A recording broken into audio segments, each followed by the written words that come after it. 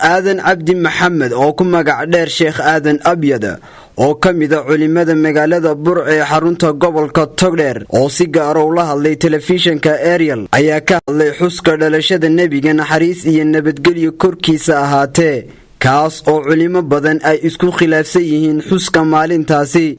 mawliidka waxaynu ka tilmaamaynaa dhowr arrinka koobaad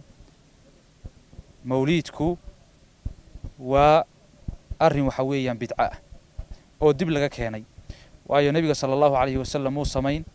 khulafadiisii afarta ahaa oo 30 sano xukunka uga dambeeyayna may sameyn saxaabadii soo dhan may sameyn waxa culimadu ay isku waafaqsan oo la isla ogol yahay mawliidka iyo in loo dabaaldego nabiga dhalashadiisa waxay timi qarnigii afraad 390 hijriyada ayaa waxa weeyaan arrinkaasi uu bilowday culimada qaarna waxay leeyihiin qarnigii lixaad buu yimi waxaana soo kordhiyay oo keenay niman faadimiyiin la oran jiray oo shiica ahaa oo culimadu ay qaar badan tilmaameen inay gaalo ahaayeen Masar iyo bilaad waxa weeyaan Maghrib al-Arabi ka talin jiray marka nimankaas fikradaas iyo ficilka noocaas keenay waxa weeyaan diinta kamida ma ilaahina subhanahu wa ta'ala wuxuu tilmaamay al-yawma akmaltu lakum diinakum wa atmamtu alaykum ni'mati wa raditu lakum al-islam diina diintu waa dhameystiran tahay saxaabiga la yiraahdo ibn Umar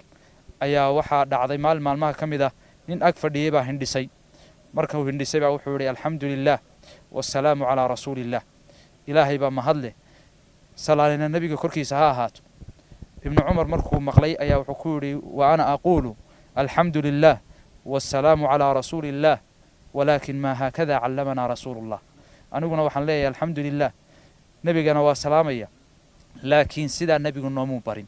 markuu qofku hindhiso alxamdulillah in lagu koobsado kaliya ayuu nabigu nabaray marka wuxuu ka dagaalamayay diinta in wax lagu soo daro marka qodobka koobaad arrinkaasi waxa weeyaan waa waxaan diinta kamid ahayn oo lagu soo daray arrinka labaad ee ku tusinaya inuu arrinkaasi baatil yahay ama waxba aanay ka jirin waxa ku sugan tashwiih iyo suura xumayn la suura xumaynaya nabiga sallallahu alayhi wasallam cirdigiisina meel laga dhacayo qaabka uu ugu sugan yahayna hadii aynu tusaalayno ama aynu cadayno nabigu markii uu noolaa waxyaabaha xaaraanta ka ahaa ama aan u banaanayn waxa kamid ah zakawaadka iyo sadaqadaha ayaa kamid ahaa haddana dadka waxa weeyaan u dabaaldegaya xoolaha ay aruurinayaan ee dadka ka aruurinayaan waxay ku qaadayaan waxa weeyaan sadaqadii nabiga iyo waxa weeyaan ziyaaradii nabiga ayaa waxa weeyaan ay ku aruurinayaan marka waxay leenahay wixii markii uu noolaaba loo diiday ayaa waxa weeyaan dadka noocaasi hadda ay nabiga sallallahu alayhi wasallam ay ku shaambadaynayaan waxa jira maqaam la yiraahdo ama meel la yiraahdo maqaam la yiraahdo oo la istaagayo oo ay aaminsan yihiin nabigu inuu ka soo qayb galayo imanayo arrinkaasina qof walo muslim oo garanaya ama aqli leh nabiga sallallahu alayhi wasallam goobihii quraanka lagu akhrinayay masaajidii iyo xajkii iman maayo laakiin wuxuu imanayaa goobo la isku raxayo waxa weeyaan lagu xafladeysanayo waa wax qofka bini aadanka aqligiisa aan waxa weeyaan ka dhaadhacayn weey qodobka saddexaad walaalayaal waa xoolihii dadka oo xaq darro lagu cunayo oo lagu qaadanayo waayo waxa weeyaan dadkan xafladda dhiganaya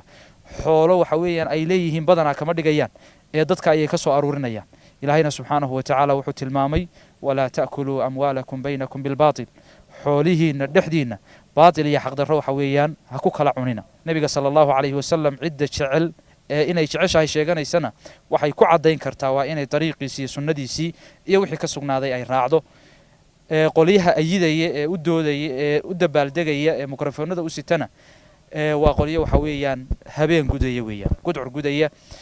adillada ay daliishanayaan laba mid weeyaan waa daliil aan sugnayn oo daciif ah oo waxa weeyaan ama been abuur oo la sameeyay oo ay sameeyeen